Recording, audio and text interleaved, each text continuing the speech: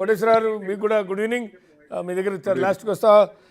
నర్రారి వేణుగోపాల్ రెడ్డి గారు, అంటే లేని ఒక కొత్త సమస్యని, అంటే ఇంతకుముందు కొంత దక్షిణ భారతదేశం ఉత్తర భారతదేశం అనేటువంటిదో, లేకుంటే ఇక్కడ పన్నుల చెల్లింపు ఎక్కువ, అక్కడ పన్నుల చెల్లింపు తక్కువనో, లేకుంటే ఇక్కడ నిధులు తీసుకెళ్ళి అక్కడ ఖర్చు పెడుతున్నారనో, ఇట్లాంటివి చిన్న చిన్న కొన్ని అభిప్రాయాలు అంటే అనుమానాలు అపోహలు ఉన్నా ఇప్పుడు ఇది మరింత పెంచి పోషించేదిలాగా కేంద్ర ప్రభుత్వం యొక్క డీలిమిటేషన్ విధానం ఉంది. ఇదే జరిగితే అగ్గికి ఆజ్యం పోసినట్టుగా అసంతృప్తిగా అనుమానాలకి అపోహలకి కేంద్ర ప్రభుత్వమే దాన్ని బలోపేతం చేసే విధంగా వ్యవహరించింది అవుతుంది. అది కనుక అయితే అది మరింత వివాదమయ్యే అవకాశం అవుతుంది అనేది అవునా కాదా? ఇప్పుడు ఇవన్నీ అంటే ఊహాజనితమైనవి రాజకీయ ప్రయత్నం. ఇప్పటి వరకు డీలిమిటేషన్ ప్రక్రియ స్టార్ట్ కాలే. వాజ్పేయి గారు 6 సంవత్సరాలు, మేము ఇప్పుడు 11 సంవత్సరాలు, మేము ఎప్పుడు డీలిమిటేషన్ చేయలే. ఇది రాజ్యాంగ ప్రక్రియ ఆర్టికల్ 82 ప్రకారం.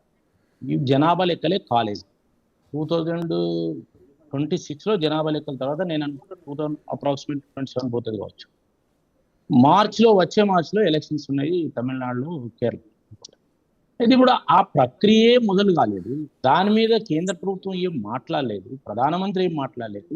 వీళ్ళే స్టార్ట్ చేసి వీళ్ళే ఆన్సర్ చెప్పండి అంటే ఏమన్నట్టు? ఇప్పటి వరకు ఆ ప్రక్రియ స్టార్ట్ కాలేదు. చెప్పిండా ఎవరైనా 840 సీట్లు వస్తాయి మీకు ఇన్ని వస్తాయని ఎవరైనా ప్రధానమంత్రి చెప్పిండా? Home minister చెప్పిండా? అరే ఇప్పుడు ఇవన్నీ దేనికి నడుస్తున్నాయని నేను అడుగుతున్నా. జనాభా లెక్కలే కాలేదు. ఇంకా డీలిమిటేషన్ ప్రక్రియ అంత ఈజీ కాదు. పార్లమెంట్లో అయితే చర్చలు జరుగుతాయి. పార్లమెంట్లో ఏమైనా ఉంటే పార్లమెంట్లో మాట్లాడవచ్చు. ఆ ప్రక్రియ దాన్ని కమిషన్ వేస్తారు, అప్పుడు మాట్లాడవచ్చు.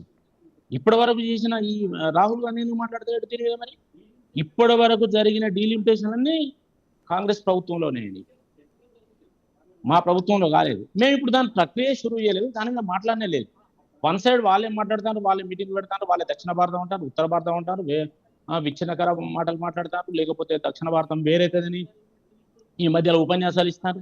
ఏంది అసలు? దానికి ఏమన్నా అర్థం ఉందా? అసలే ఉన్నా? ప్రజలు దీన్ని స్వాగతిస్తారా? ప్రజాస్వామ్య ప్రక్రియలో ఏ ఒక్క పార్టీ కానీ ఏ ఒక్క నాయకుడు కానీ బుల్డోజ్ చేసి తీసుకుపోలేడు. అది సాధ్యం కూడా కాదు. ఇప్పుడు ఉదాహరణకు నేను చెప్తున్నా, అండమాన్ నికోబార్ దీవులో 60 ఓట్లే ఉంటారు. దానికి ఒక పార్లమెంట్ ఉంది. దాన్ని పోల్చుకొని మిగతా దేశం అంతా చేస్తామా?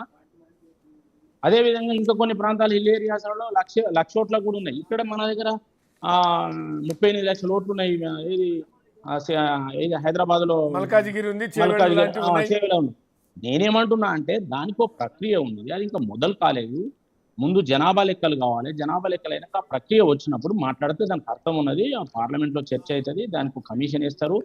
ఒకలే కూర్చొని ఏదో డిసైడ్ చేయరు. మేము సౌత్ లో మెల్లేమా? నిప్పులేందే పొగరాలు అంటే ఎక్కడో ఒక చోట ఏదో ఒక విధానం జనాభా అనేటువంటిది చర్చకు వచ్చిందా లేదా, వస్తే అమిత్ షా దాని మీద స్పందించారా లేదా, సరే అది వెనక్కి తీసుకోవచ్చు. కానీ ఎక్కడో పీలర్ వదిలారు, అది ఫీడ్బ్యాక్ తీసుకోండి అనుకున్నారేమో. ఇది ఎన్నికలు రాకముందే 33% మహిళా రిజర్వేషన్. ఒక్క నిమిషం ఆగండి. గౌతమ్ గారు వస్తున్నా, మీకు ఇస్తా.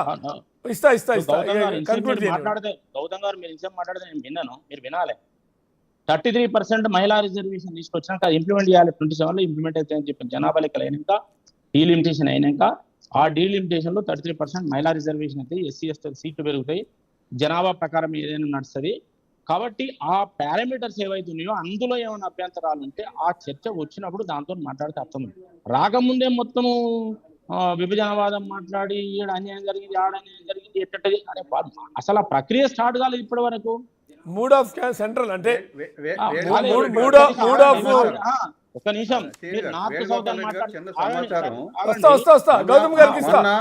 ఒక్క నిమిషం వేణుగోపాల్ రెడ్డి గారు, ఒక్క నిమిషం వేణుగోపాల్ రెడ్డి గారు. గౌతమ్ గారు ఏందో దాని మీద మీరు అన్నదాని మీద అంటే మీకు మళ్ళీ సమాచారం. వేణుగోపాల్ రెడ్డి గారు, అమిత్ షా గారు మొన్న తమిళనాడు పర్యటనకు వెళ్ళినప్పుడు ఈ ప్రక్రియ ప్రారంభం కాలేదు, మీరు ఎవరు ఆందోళన పడొద్దని ఏం మాట్లాడలేం.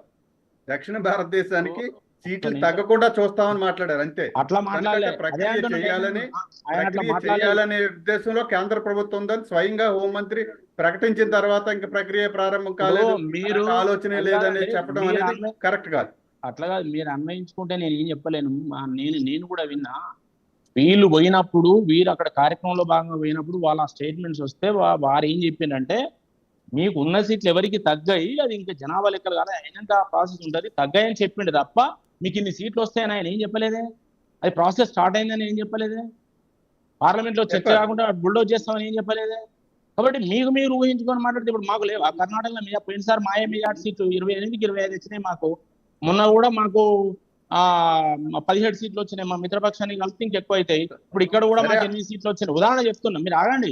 ఓకే అంటే ఓకే మరి అలాంటప్పుడు BJP దక్షిణ లేదా? భారతదేశానికి అన్యాయం జరిగితే మేము కూడా స్పందిస్తామని చెప్పండి చాలు, దానికి అంత పెద్ద అవునండి. వివరణ అవసరం లేదు. దక్షిణ భారతంలో బీజేపీ భాగస్వామ్యం లేదా అంటాను. మీరు బీజేపీని వేరు చేసి మేము మాత్రమే. భారతదేశం మొత్తం ఒక యూనిటీగా చూస్తుంది బీజేపీ. ఎక్కడ అన్యాయం జరగనిది, అన్ని స్టేట్లు మాయా అనుకుంటది. రేపు రైట్ తమిళనాడు రైట్ కూడా మళ్ళీ వస్తా. పోటీ చేస్తది. ఒక్క నిమిషం తమిళనాడులో కోటేశ్వర గారి దగ్గరికి పోటీ వేస్తా. చేస్తది. మల్లేపల్లి అదే లక్ష్మయ్య గారు ఒక్క దక్షిణ నిమిషం. భారతం వేరు చేసి వేణుగోపాల్ రెడ్డి గారు రైట్. ఒక్క నిమిషం మల్లేపల్లి గారు రియాక్ట్ అయితే వేణుగో